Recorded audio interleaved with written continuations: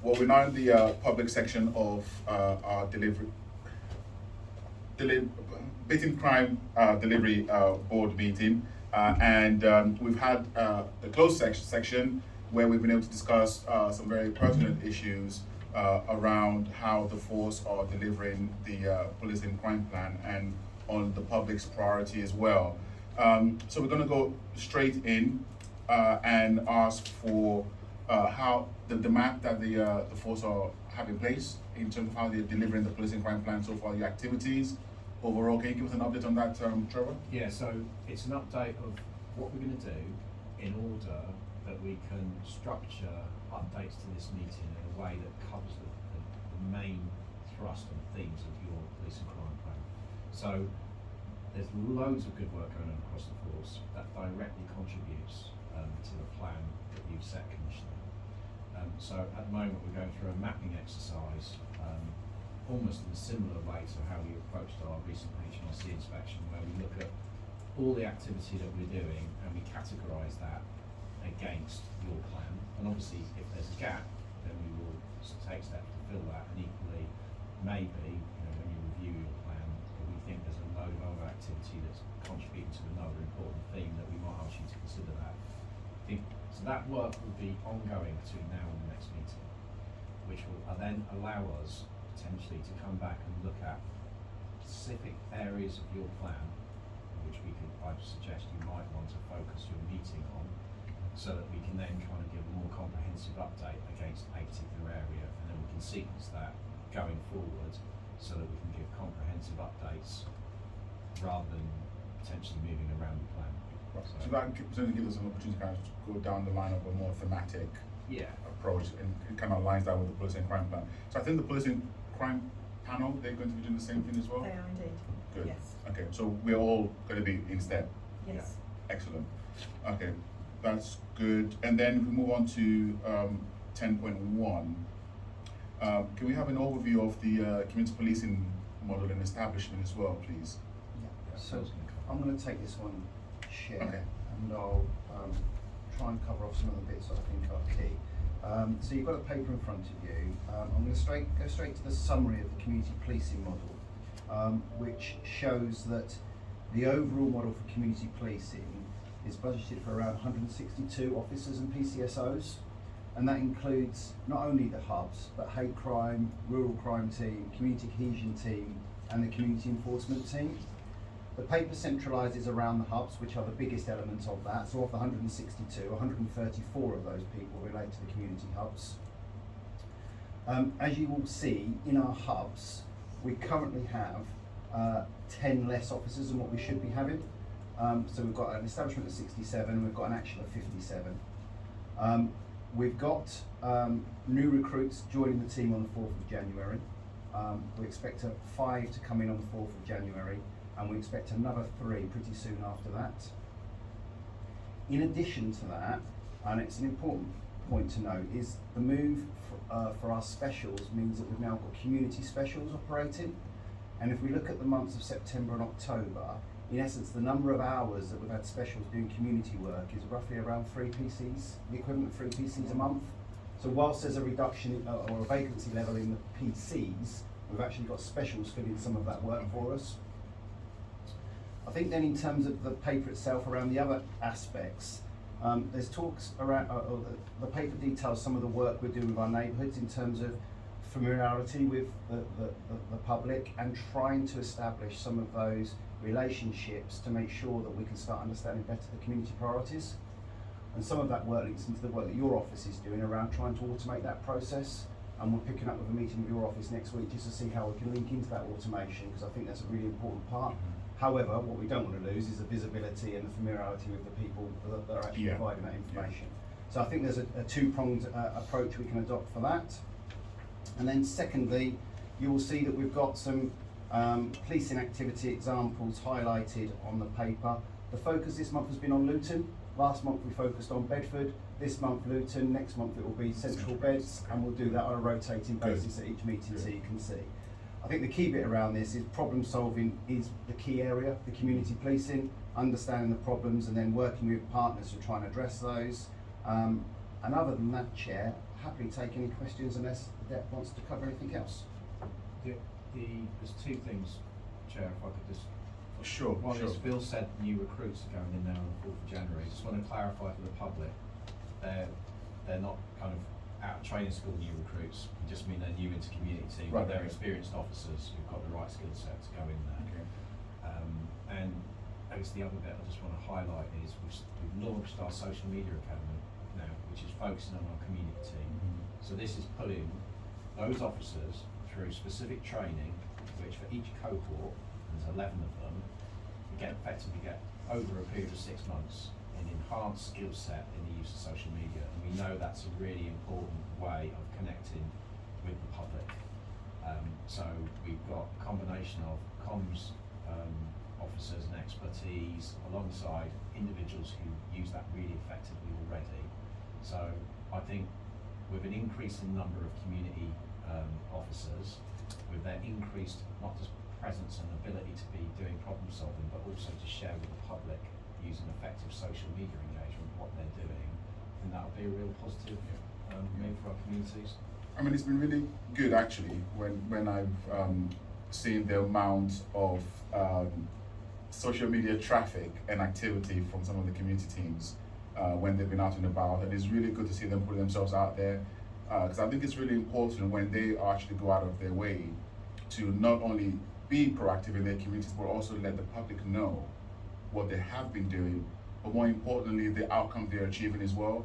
I think it's been really good to see them talking about when they've done a stop and search and able to find something.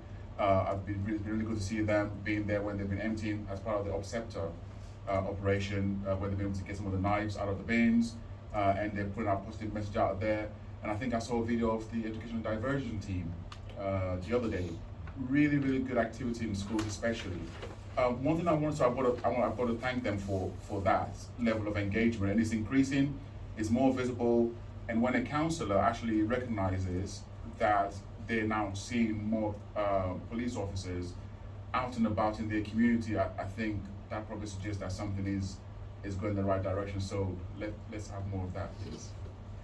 And do you have any examples you want to share with us, for example, of activity with some of the community teams, of some of the things they've been able to achieve? I think we're focusing on Bedford this time around, aren't we?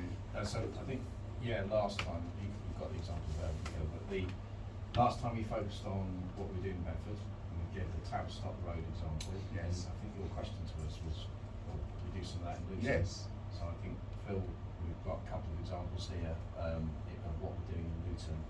And then next time around, dare I say it, we'll come to Central Beds. Good.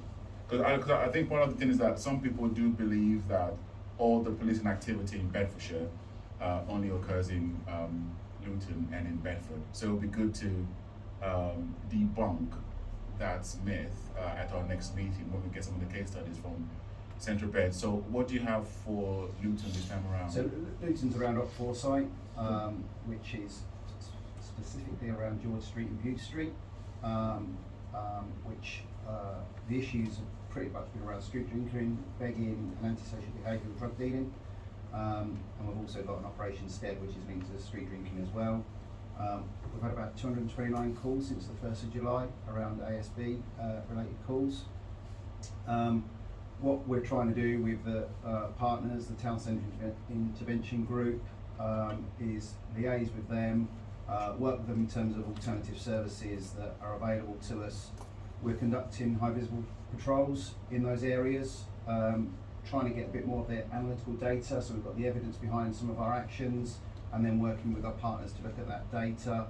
We've seen a reduction in incident reporting already in terms of the visibility we've put down there, and what we are trying to achieve through that visibility is increasing the public confidence. So as we see a reduction in the incidents, hopefully the public confidence will rise, but that visibility there to make sure that they are seeing that we are addressing some of those concerns in those areas. Very good. Thank you. And is that, sorry, go on. I was just going to say on that note, I went with one of our community inspectors yesterday and met some of our councillors in Central Beds to start to talk to them about the activity we're doing so that they're fully sighted, Right. and also to listen to some of the, the concerns that their residents have. So we'll start to focus on the central place with that So I next take it, time. so I take it that will then feed through to what the community teams actually do in central beds. Yeah. Okay. So Great. we'll be making, but using the councillors effectively to amplify what the community teams are doing and create a feedback loop with communities. The other bit I wanted to mention, Commissioner, which is another example of what the community team are doing, you know the highly emotive case we had of the schoolboy who was stabbed and killed outside his school in Luton. We know that the trial is ongoing in Luton, and it's very, a challenging event for the community because you have the accused and the victim from the same community in Luton. So our community cohesion team have been spending lots of time in the community trying to, understand any community tensions, engage in that and address that, because clearly if that event of having the trial in Luton then, caused any kind of other related incident as a result of the emotion connected to that, then again that would be not something any of us would want, including the community. So it's just another example of being sensitive to the needs of the community and being really immersed in that issue affecting a particular community right now. Thank you very much for that awareness and the sensitivity there. It is still a potentially lively issue, and I just hope that it can remain on top of that for example, when the verdict is announced, because that could potentially be another flashpoint. So hopefully you stay on top of that. Okay, that's good. So we move on to 11.1. So doing that one. I will do that one. So 11.1, police data trends. Often I bring different areas of performance to this section, Commissioner, and one of the items that we do is, obviously we covered in the past, is stop and search. That data is only available quarterly, so we've just had the most recent quarter's data back, so if you're happy, I'd like to just give you an update on Yes, stop and please. search. Yeah. So obviously we know that stop and search is again, an emotive issue with our communities. It's an important tactic for police, but when it's used effectively, if it's not used effectively, then it can damage confidence. And disproportionality is at the heart of that, where one section of the community has a disproportionate use of that tactic, and we've discussed that here before. So when we discussed it last time, we were really clear, wherever there is any disproportionality, we will firstly understand it and then we'll explain it. So hopefully I'm going to do that now. So last time around when we looked at the figures in relation to stop and search, we were in a position where if you were from a black community, you were 6 times more likely to be stopped and searched than if you were white. And again, if you were Asian, you were 4 times more likely. And I think we explained to you the efforts the force was doing to continually have independent scrutiny of our stop and search, to train our officers and look at what the data told us in terms of if there was any sort of concerning use of that, and we actually broke it down into where the disproportionately occurred, understanding exactly what those stops were. We now have Q2's data back. I'm pleased to report that those figures are going in the right direction. So we actually stopped the search of more people, just slightly, but more people. If you are black, you are now 3.9 times more likely to be stopped and searched, which clearly is a significant reduction in that disproportionality compared to last time. If you're Asian, 2.2, and if you were classified as visible, minority, ethnic, other, not falling into either of those 2 categories, 1.5. So that is a considerably reduction in disproportionality. In terms of positive outcomes, which I know you're always keen to hear about, Commissioner, last time I think we were at 27%, we're now at 31%, and previously we were at 5% where we were making arrests, and now at 12. So again, more positive outcomes. I've looked at that in terms of how it differentiates across our 3 areas. So I would summarise it as this. In Luton, if you're black, you're 2 times more likely to be stopped and searched than if you're white, which is probably, I I don't know the national comparison yet. I don't think there will be anywhere But I near that. think we've generally hovered around, one of the lowest forces in the top three, if you put it around that way. I think that's probably there or thereabouts. It's a very low rate comparatively Yeah. when you look at policing in general. And in Bedford, it was 4.4 times more likely, and that was 65 of the 316 of the searches. So where the figure is slightly higher, I looked into those and have broken them down to see what they were for, if they were a member of the public informing us, if they were self-generated. And just to give you a summary on this one, but I won't do that unless you want me to for all of the areas, but 17 were actual intelligence directed those to happen. 5 were directly from members of the public, 12 were calls into the control room which created incidents, and 29 were self-generated. But they were in line with community team activity. So again, if I then break them down as to what were they for, a lot of them were for drugs. So 28 for possession of intent to supply, 32 were for possession, and I know rightly you've asked us questions before as to why you're searching people for possession offences. And again, I've looked into that. If you look at Bedford and those figures, 6 of the 8 wards in the priority setting meetings with the community teams focused on issues of drug-related activity that linked to ASB, and so this is community team activity being done to directly address those local community priorities. So basically, the residents driving those priorities. Exactly. Right, okay. And actually, when you look at, when we used to look at this data, mainly our guns and gangs teams doing a lot of high numbers. Now it's our community team, which again, I think is a positive message because it shows the community teams out on the ground doing operational activity. So, I'm quite we've got more work to do on this, but I think in terms of our understanding it, our tracking of it, and the direction of travel, to have a reducing rate of disproportionality and a higher rate of the searches being done by community officers is a really good thing. Just two things on that. I mean, I very much welcome the fact that it's a positive step in the right direction. Despite the searches, the total number of searches going up, we're seeing the disproportionality ratio going down. Yes. And we're also seeing the fine rates and the charge rates going up. So that is something I think many senior officers around the country would very much want to replicate, I'm sure. Now, you didn't mention about the disproportionality ratio in central Bedfordshire. You mentioned for Bedford and Newton. Sorry, I have that.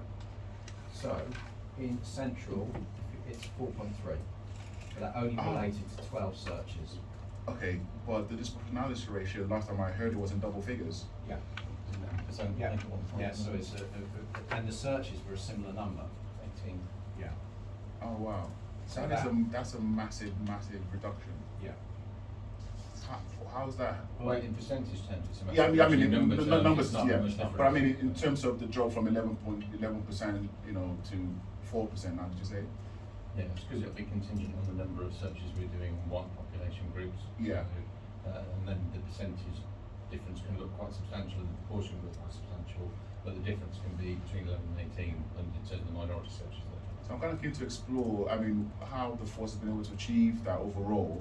I mean, are you providing more culturally aware training for officers, training for officers around stop and search and use of powers? So, it features in all of our training to our new recruits. We've trained every frontline officer in a bespoke training package, which doesn't just involve the force, it involves community and people involved in stop and search scrutiny. We now have our top sort of 10 searching officers each month, and if you're in the top 10, you meet the ACC, who talks about the use of those powers. That doesn't mean that's a negative conversation, it's just understanding what the officer's been deployed on, what they're involved in, and and can go into some of the issues that impact on communities, and obviously we'll know if they've had a high rate positive find or not in those conversations. So there's lots going on, but I would just echo what the Chief just said in terms of there's only a difference of 6 over 3 months, and it's caused quite a big positive swing. So it could go, you know, the other way when you're dealing with those small numbers, which is why I think the bigger number analysis tells us a more powerful story. Yeah. But I think I'll still welcome the positive line of movement, and long may that continue. My only word to caveat. I know it Because could be it's small numbers. I know. go the other way. Let's not spoil it, shall we? Let's just enjoy the moment. And I think that's something that the scrutiny panel will be also very keen to. Have they seen the figures? Probably. Yeah, they will do by the next panel. Yeah. Tonight. It's not. Oh, okay. So that'll be interesting to see what the take is on that. And you said there's the community team that is now doing the majority. Yeah, we've seen or- a swing. When I looked at which team was the most, we were always sort of looking at guns and gangs team. The Bolton Now it's- team now used to it's do it. community teams addressing local priorities. Wow. Okay. That's very interesting. And maybe the fact that the find rate has gone up and the charge rate has gone up as a result of community doing more of it, I hope it doesn't reflect badly on the Bolton team, but I'm sure they're doing a wonderful job. They're doing a great job. Yeah. All right, so if you go to, thank you very much for that report, Trevor. Go to 11.2 on recruitment and retention. Okay, that's me, Phil. Chair, and I prepared a report focused on your policing crime plan priority of recruitment and retention of police officers.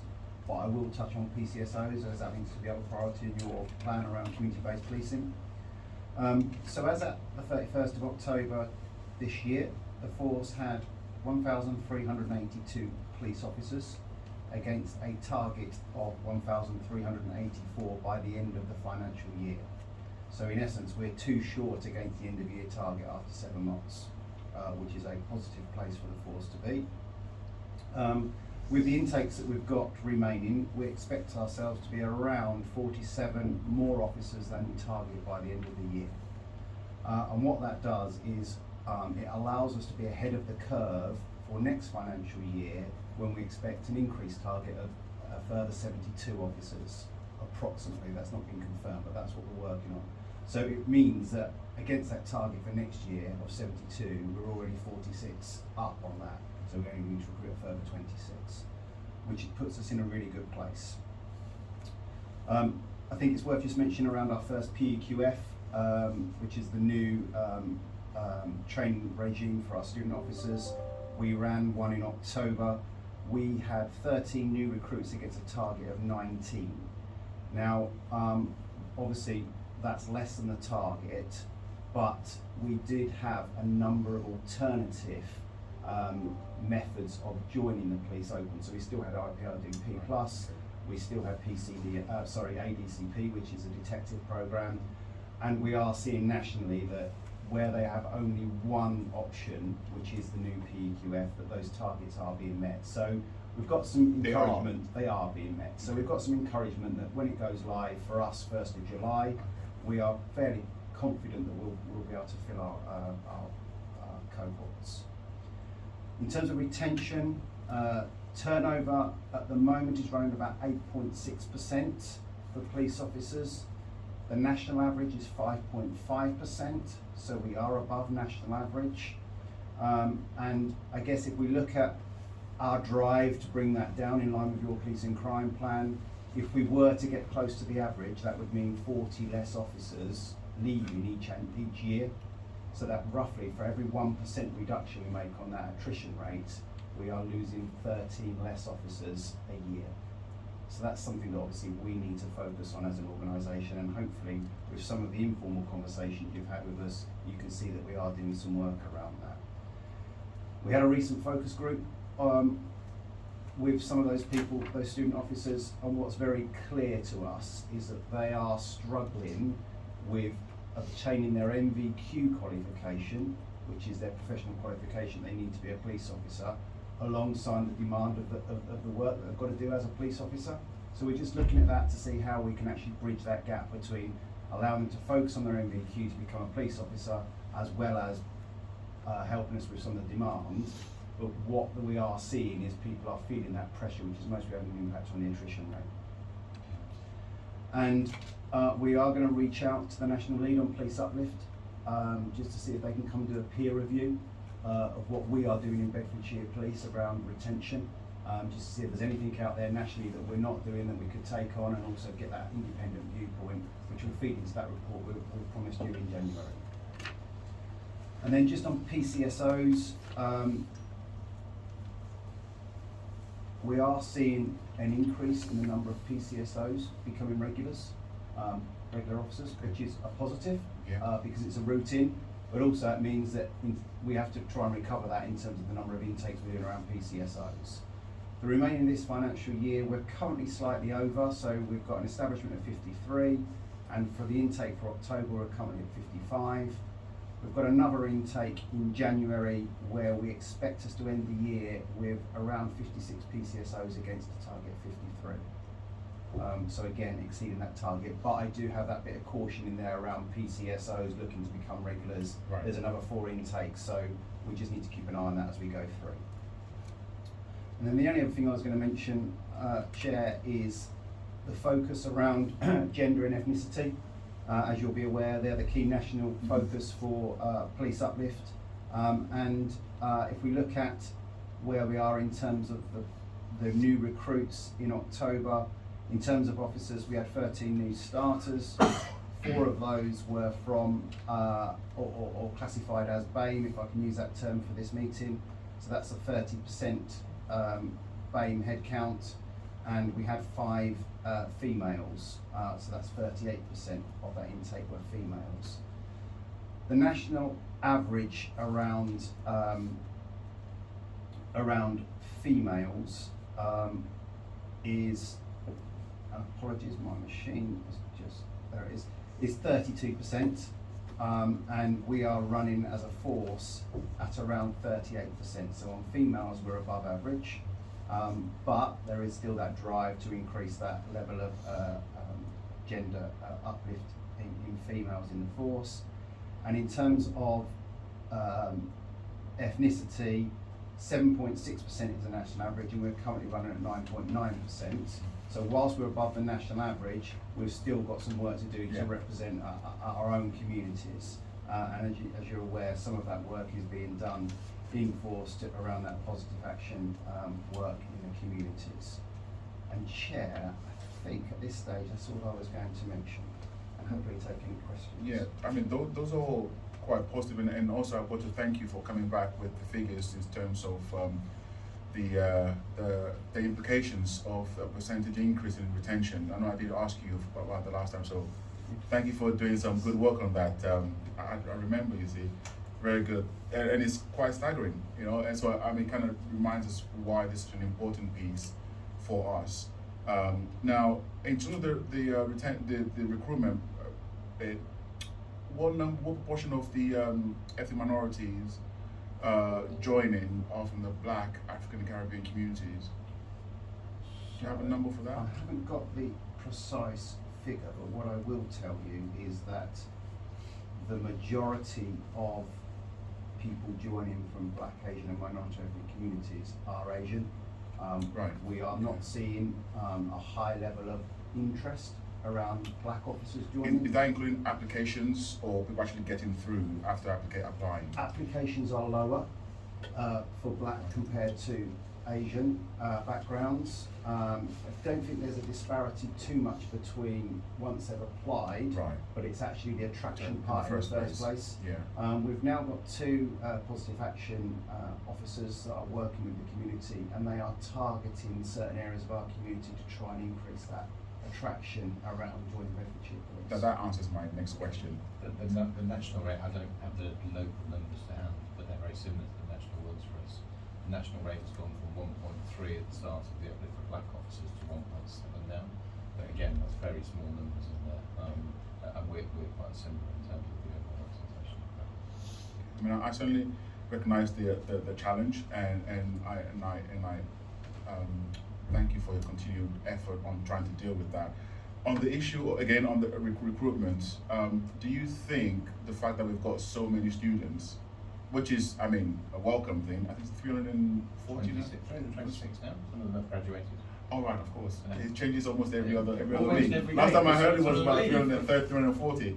It's probably, I mean, that's probably wrong as well, 326. yeah, as of 2 minutes ago.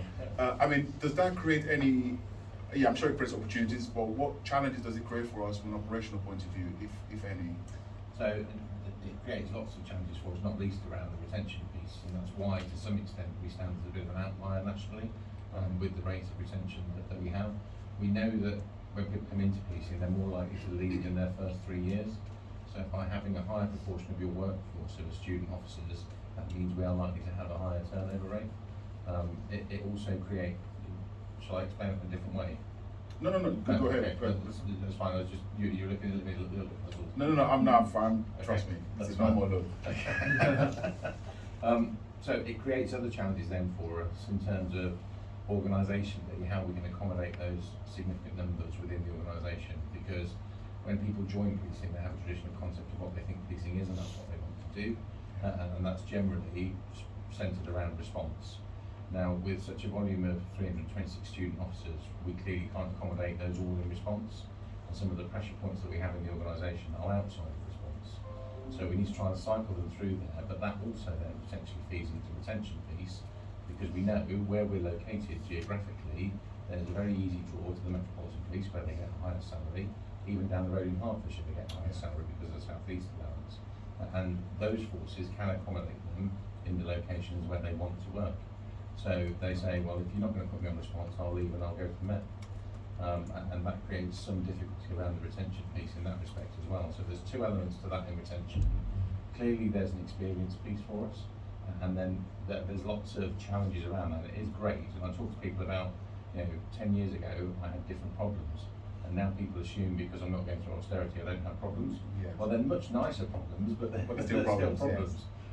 But one of the biggest ones that we have as well is the constant pressure on our tutor constables as well. So because they don't have any respite, they're literally going from one student onto another student onto another student, and it's additional demand over, I think Phil will correct me, is it 115 now tutors we've got on response, something around that figure, and they are all permanently busy because of the high volumes that are there, and so that then impacts on some of our ability to respond on occasions, because we have to make certain accommodations for the student officers and make sure they're getting what they need to out of the instance they are. So yes, in short, there are lots of challenges, but they are nicer challenges to have than not having the individuals there. And the tutors, those do not include the student development officers, do they? No, the STOs are separate from that. And how are we dealing with that side of things? So we've put the student development officers in place to try and support those student officers, and we're trying to prioritise those that are struggling most with allocation of time, because we've got quite a small number of STOs. 4 growing to 6, is it? It's 4 at the moment. 4 at the moment, growing to 6 in the future. But 4 student officers across 326, they're not going to be able to spread their talents across all of those. So the ones that are struggling most, we try and prioritise with STOs. Right. But we're trying to grow the numbers of STOs as well. Okay. I think there's an important bit, Chair, which I'm going to get a little paper done on. So at the beginning of the meeting, I said really positive that we've got near enough all the officers that we said we should have by the end of the year. But linked to what the Chief just said, they're not all in the places where we want them to be. So whilst we have all the officers that we need, we still have a number of vacancies, particularly in our detective card row, whereby certain units are running at really low levels. And I'll provide that paper for you so you've got that understanding of the organisation. That would be very helpful. And sorry, Commissioner, it's probably just worth me highlighting, because you might say legitimately, well, clearly some of this is a problem in your own making because you're over recruiting against establishment, and we are, and we're doing that deliberately, and that's so we can maximise the impact of the last IPRDP courses, where we have a 2-year training course before we go on to PEQF, Yes. which then goes into a much greater degree of protected time for the officers, study time that's allocated and protected for them, and an elongation of the training period from 2 years to 3 years. Right. Now, the operational impact of that, if we were to recruit the full amount of the uplift programme in next year, would actually be more detrimental than the problems that we're experiencing at the moment. So it's a balance, but it is of our own making, but again, it's a choice of a better problem than the other one. Hence more the reason why we've got to try and keep as many of these Absolutely, people now. retention is really important. But I think it's really good that the forward thinking has taken place in this, because obviously you all know my view about the PQF, and I will not wax lyrical about that again here. So thank you for at least front loading this before the PQF comes in. All right, so if we go on to item number 12, on the agenda was the public section. Now, this is where I raised with the chief and his senior leadership team some of the key themes that have come through to me from the public since our last meeting. And there are a number of these which will cover things like how we're dealing with male violence against women and girls, the force control room, burglary, the issue of the traveller funeral that happened a few weeks ago, and on the issue of the male violence against women and girls. I would say it's 16 days of action on the White Ribbon Day. I mean, what is the force doing to mark this? What are the plans? Commissioner, in terms of that, today is White Ribbon Day, as you rightly say, and on that we've chosen to launch our strategy, male violence against women and girls today. Yeah. And by the launch of that, we're fully sort of leading the partnership response to the 16 days of action. The bit that I deliberately dwelled on the male violence against women and girls, which is how we are branding that, because we are very much shifting the focus to be a perpetrator focus. There will of course still be some communication and elements of the strategy which is encouraging victims of that violence to come forward. However, we are actually targeting a lot of comms at the perpetrator side of it, and we are using case studies to describe what coercive controlling behaviour, what abuse starts to look like, to help signpost, perpetrators for help or away from that, or to recognise the issue that they're committing offences. So there's an element of that. The 16 days is a number of things. We've shared that with you. It will be on our comms, so I'd really encourage the public to start to look at that as really kind of informative material. And that will culminate in a live webinar, which we're going to do with partners on the last day. So that'll be live to take questions from the public. And I mean, in terms of the way the force prioritizes male violence against women and girls, how do you prioritize in terms of risking against other potentially low-level crimes and domestic abuse and things like that, and rapes? So, it shows that we have dedicated teams for those offences. So we have a dedicated rape and serious sexual offences team. We have a dedicated domestic abuse team. We have dedicated victim engagement officers. So we do prioritise those areas, and our performance is generally strong comparatively in those areas. There are other areas which our ACC has scrutinised through this lens recently, which do show that in some lower level crimes, so I use theft against the person as an example, may happen to be more likely to be a victim of that crime as a woman than as a male. And if those crimes, without any suspects, don't have the same level of investment of asset, then clearly you could end up with perceiving that women in those circumstances get a lesser service. However, we've now created our response investigation teams, and that's building on the point the Chief just made about where a large proportion of our resources, and those kind of crimes are being looked at by those units, and we're seeing some really positive outcomes in terms of identifying suspects and resulting in those positive outcomes. So that should start to improve that. But I think the big thing I really want to push on the 16 days of action is the kind of deliberate switch to perpetrator focus from victim focus, albeit we are still very much encouraging victims to come forward. Well, that's great. Kind of leads on to the point about the force control room. Yeah. I mean, what can I do to support you?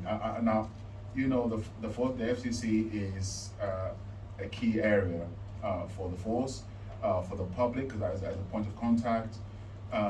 What do we do to improve performance in delivery? I'll let Joe talk about this because he's chairing the dog. Oh, okay. Yeah, Good. and that's the first point. So we're recognising, and first, just to help with the context for this, our average 999 calls per month into the control room used to be 9,000 on average a month. In the preceding 3 months leading up to October, we went up to about an average of 10,000. In October, we had 10,999 calls into the control room. So that is a significant shift in demand on our control room. that's at a time when we are not up to strength in the control room, so that creates pressures. So there's a number of things we are doing about that. So the Chief just alluded to, I chair a gold group, which has the heads of all commands and collaborative units at it, and that is aimed at unlocking any blockers to getting people in there in the short term. So any HR matters, any ICT that we can need to support. So in some instances, for example, we might have people that can work from home and participate in our web chat facility. However, we also have running alongside that a change program that's going to deliver benefits in the medium term, which is known as an FQuick program. So that's looking at all things from our shift patterns to changes in process within the room to align resource to demand. We're going to introduce in January what we call DigiDesk, which is an enhancement to our online kind of web chat. So you have comms officers and control room operators working off the same desk to try and divert the demand. And just a quick example of something that came out of the Gold Group, because it's really relevant. We changed the recording that you hear when you ring the control room on 101 this week. That recording now tells you at the outset how long, if you're ringing 101, you are going to wait in real terms as to where you are in the queue, and gives you the option of receiving a call back. So if you call, you don't need to hang on, you can get a call back. That has significantly reduced the average wait times for 101s. Yesterday it was just over 2 minutes. So that is a reduction for 101s. It's provided alternative provision. So the same day last month we had about 40 people who took callbacks. Yesterday we had 132, which is diverting demand. So that's an example of that. Then there is other things we are doing. So we're moving to single online home in March, which is a change to our website, which allows online reporting. So again, potentially reducing demand in the control room. And there is work that the force is doing with the private sector that Phil leads on, which is very much looking at our the more long-term interface where we can signpost demand using sophisticated software so that it goes to the right place without going to the control room. So there's quite a comprehensive sort of short, medium, long-term plan to kind of make it easier for those who are in the room working really hard and doing a brilliant job every day, as well as improving the service we're offering to the public, because there have been delays recently because of that excess demand that I've described. Can we have a report perhaps in about 2 or 3 months' time on how this new recording with the font and how that is actually panning out? I know we've got figures for the last couple of days, which is promising, but it's still early days. Let's see how that is panning out the next couple of months. That would be really We can also interesting. include the bedding, the changes to the call rating policy as well. Yes, that would be really good if we can get that. And have we been able to figure out the reason why we've got such high volume of calls yet? It's not unique to us. It's something of a national phenomenon around an increase in 3-9 calls, both in policing and also ambulance as well. So some of it there's no particularly discernible trend or pattern that we can pick out at the moment, or we've been able to nationally. And I think I've spoken before. I don't know if it's because there are more people in the country than ordinarily there would be, where people would perhaps go. I know my elderly neighbours used to spend the winter in Spain, and they haven't done for the last 2 winters. And so there'll be a lot more people like that as well. And so I think there's more people in the country. I think one of the consequences we see coming out of the pandemic is there's a lot less tolerance of people, and people are phoning emergency services quicker. I don't doubt as well that some of the failure demand in the ambulance service will be coming into us as well. Right. An increase in mental health demand as a result of pressure on services is evident as well. Increased high-risk missing people, suicidal people, etc. All of that we're seeing consequently as a result of the pandemic. So this 11,000, this are 999 calls, right? Yeah, they are. Yeah. And could it be possibly the reason why we're seeing such high numbers coming through to 9s is because we don't have enough people on dealing with 101? Some of it might be failure demand on 101. So when they can't get through on 101, they phone 9s. Right. They're immediately cut off on 9s and redirected. Right. So we prioritise the 3 9s calls over the 101s. Yeah. So we still manage to answer a high proportion of the 101 calls, even despite those numbers, within 10 seconds. And we'll never have an abandoned 3 9s call, because even if So we always prioritise those. That then does impact on our capacity to answer the 101s as properly as we like. But then that's when we look at technological solutions that we call queuing in the queue back, so we can inform people of that fact, and also divert them to web chat. And web chat has gone from 1,000 to 4,000 a month. So we're driving quite a lot of demand there, but it isn't alleviating demand Yeah. pressure. It seems to have opened up a new demand channel. And then what we've got is we haven't been able to get the laptops to enable people to work from home to answer the web chat responses whilst they are Why working. is that? Because there's a chip shortage. And we have now, through the Gold Group, having ICT and the head of ICT sat there, secured 15 laptops. So we can Right. increase our response to the web chat. So hopefully once we start getting those in, that would hopefully help to alleviate, Yeah, alleviate the, okay. it will. Alright, good. And the second bit is around burglaries. Now, I'm aware of some of the figures that's come out about the conclusion rates, the solve rates for Yeah. burglaries in Bedfordshire. I think you're aware of that. Yep. Could you just explain why that is, what we're doing about that, please? So that was an interesting article, and I'm glad you gave me the opportunity really to respond to it. So that took one particular cut of data, which was crimes that were closed without suspect. Clearly, our normal measure of success around burglary is A, how many are you having? Well, we've had 412 less so far this year, so less victims of crime, which I think is a good thing. And then in terms of our solve rates, that's certainly going in the right direction. So you can cut the data in many ways, so I'm going to cut it a couple just to be really transparent. So if you look at the iQuanta data, which is the rolling 12 months, I think we are 32nd for solve rate, and crime rate's about 33rd. However, traditionally we've been in the top 15, and it's where that 12 months falls, and that has been, a thing where we've had fairly strong performance. So I've looked at the performance year to date. So we're currently for solved crimes at 8.6%, and last year we're at 9.4. However, we've had less burglaries, which is firstly important, but secondly, October's been a particularly fruitful month for our dedicated burglary squad, OpNays. And we've invested in a dedicated team, so we have a squad that's day job is to look at burglars. And they've had, taken out, in terms of identifying, arresting, and then very effectively dealing with a number of prolific burglars.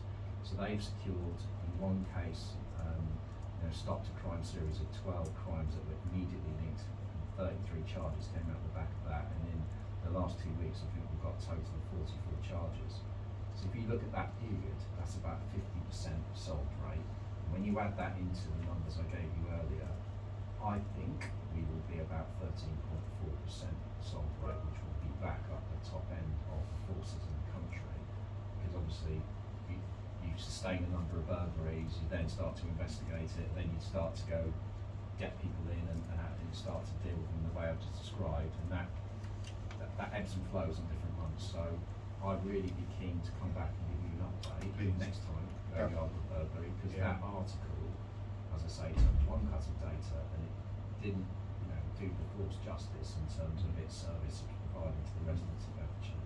And I think as part of the prevention theme for the next meeting, which I know we've discussed, I believe that we are taking part in the GPS tagging. We are, for yeah. burglars. And so if you can come back to that meeting and just give us some data around, that would be really helpful as well. Yeah, and all I would say, while we're on the topic, Commissioner, it's that time of year where we can see a rise in seasonal burglaries. There's quite a lot of advice that we pump out to, on our social media channels, etc. And I'd encourage, individuals who are concerned to have a look at that, because there's a lot we can do to prevent burglaries at this time of year. Okay, thank you. And then the next bit was around travellers. Now the traveller's funeral that took place a couple of about 2 weeks ago now. Any updates on that at all? I We're on a suppose. roll. Okay, so I suppose in terms of that funeral, we had, we knew about the funeral in advance. We engaged with family, the organisers of the funeral, and the company that was looking after that funeral. We put a policing response in place which was proportionate to the nature of that funeral, which happened to be from within the travelling community, and what we did see was effectively activity that wasn't in accordance with what we'd agreed would happen, and that manifested itself in some antisocial behaviour, low-level crime. Some of that was filmed, obviously, and was shared widely.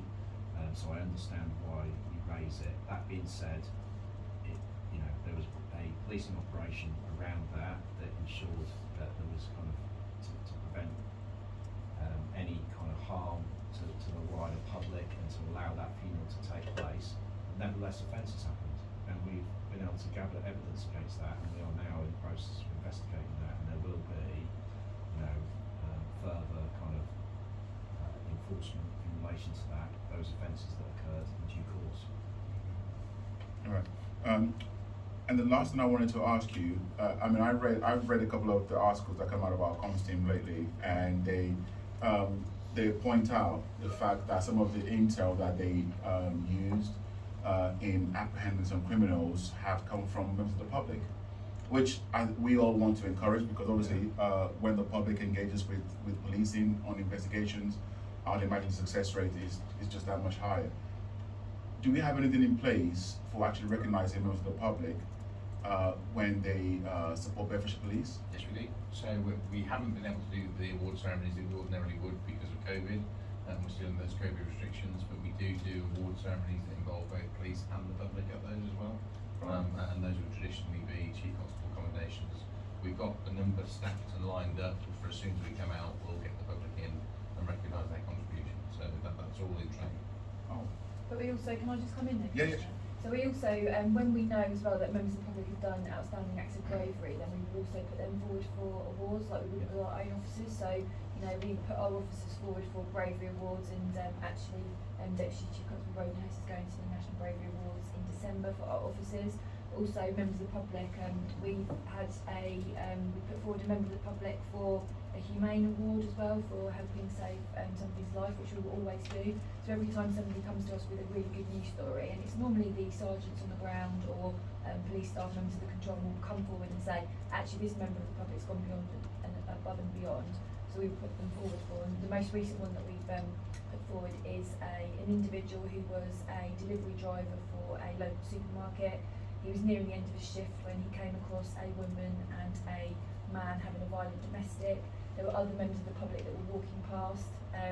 He took it upon himself to intervene. He got the lady into his works van, and he then drove her. As he was driving her to a place of safety, the offender was actually pursuing and ramming that vehicle, but he maintained her in that vehicle, kept her safe, was on the phone to us as the police, and got her to a place of safety. The offender was arrested by police, and he's now serving 3 years in prison. So, he went above and beyond, so we absolutely put forward those individuals to be recognised. So he's already been awarded a commendation. We put him forward for the City of London Sheriff's Award, and we've just put him forward for a national award as well. So That is absolutely brilliant. That's absolutely brilliant. So I think it's just worthwhile just commending all those wonderful people. Because I think every now and again it's very easy to think, if you just believe what you read on social media, that the public just despise and hate the police. When in fact, when I hear stories like this, just reminds me that the vast majority of people, they want to support the police and they will support the police. So it's really pleasing to hear that there is something in place to recognise these wonderful residents in Bedfordshire. Yeah, that's why I don't spend so much time on social media. Social media gives you one aspect of it, but the vast majority of the public is usually supportive of the police. We couldn't do the job in the way that we do without their support. Yes. And so it's really important that we recognise the contribution that they make, and we do that at force level and at national level as well. Can we just shout out for the 2 officers that are going to the Bravery Awards in a couple of Yes. weeks? That relates to a lady who tried to take her own life and jumped into the river at Bedford. And 2 of our officers, Russ Mackley and Matt Garford, ended up jumping in the river as well when it was high and fast flowing, and just managed to get that lady and themselves out of that river. So they're up as National Police Bravery Awards they absolutely should win, of course. It's, I mean, we were at the 2020 Bravery Awards Right. last month with 2 officers that pulled some people from a burning car. And, you know, it's amazing to sit and hear all the stories of bravery that go on. And you sit and listen to one story and think, well, that must win. And then you hear the next story and think, well, surely that one's going to win. And then you hear the next one and think, that one must win. And it's, Why can't they all just get? Why well, can't they all win? have an Yes. amazing day, Yes. and they will get to. They'll have 2 days in London, and the federation are fully supportive of it. So the federation fund them and their family, them and their loved ones, to have a day in London, go and do a show, stop in a nice hotel. The next day they go to Downing Street and meet the Home Secretary and the Prime Minister, and then the night they have to meet up with either me or the deputy, having dinner with them at a fabulous venue, and all of their contributions are recognised with a number of celebrities in what is a really, really nice event. Excellent, very good, very good. Then moving on to number 13, Vero monthly performance report. Yeah, I'll just touch on this, Commissioner. I think it's, you know, it's right that we celebrate the work that the VERY does. That's the Violence Exploitation Reduction Unit. Clearly, it's commissioned by yourselves, and the governance through that board generally is that the Quarterly Oversight Board that's chaired by Robin Porter as the Chief Executive of Luton on behalf of the county. But that is, you know, we're really proud of that unit, and Kimberly, who runs the unit, has got a brilliant team, and they are really diverting some young people's pathway in life away from, you know, a direction into a negative one to a much positive one. So there's the infographic that's, you know, that comes out every month. It would say that there's total this year 243 referrals, and, you know, 53 are open, but it's really pleasing to see the work that's been done in there. And the fact is, we've had 2 now academic referrals for the work that we're doing with that unit, and they are both glowing of the work that we do, so much so that Kimberly is now being asked to go around the country and undertake peer reviews of the other units. That's really, I mean, they are doing a fantastic job, and one thing I find quite remarkable about the VERY is the reach that they have across all of our communities. I mean, how are you sure though that they are delivering, and more importantly, that they're not just focused on Luton? Because one of the things that I keep hearing this across the county is that everything that Bedfordshire Police does and the VERY is Luton. Well, firstly, the easy answer to that is, so in October, there were a total 15 referrals, 8 were from Central Beds. 8 out of 15? Yeah, from Central Beds. You know, and we've been working in Central Beds considerably around the kind of gangs sort of area of business, and clearly we get referrals coming from that area. But when you look at referrals, they aren't, you know, it's from our BOSUN team, as you would expect, as I've just said. It's from the multi-agency gang panel, it's from Children's Services, safeguarding teams, serious youth violence panel, mental health services, housing associations, schools and early help. So, you know, this time we're having to see real healthy referrals from that side of the county, and it's coming from across agencies in the Ham Bedfordshire and in each of the 3 areas. So yeah, I'm kind of greatly reassured that it's not a Luton-centric focus. Well, I shall be sharing that information with 1 or 2 people, put it that way. I think they'll be pleasantly surprised. And moving on to the last bit of the agenda. For January meeting, I think we've got offender management on the agenda, but the theme will be around crime prevention.